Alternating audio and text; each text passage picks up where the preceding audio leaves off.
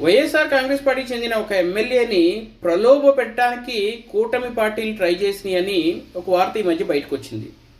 So అబ్బెబ్బే లేదు, నేను వైసీపీలోనే పుట్టాను, వైసీపీలోనే ఉంటాను, వైసీపీని మళ్ళీ గెలిపిస్తాను అన్నట్లుగా ఒక స్టేట్మెంట్ కూడా మనం చూసాం.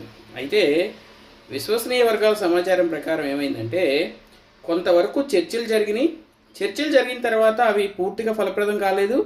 అయితే దీనికి సంబంధించి కొంతమంది నాయకులు అంతా పూర్తయిపోయింది, ఆయన ఒప్పుకున్నాడని వాళ్ళ అధిష్టానానికి సమాచారం చేరవేస్తే, ఆ విషయం తెలిసి బేరం తెగలేదు అని క్లియర్ కట్గా చెప్పడానికి గాను ఇట్లాంటి మాటలు అన్నట్టుగా మనకి తెలియవస్తుంది.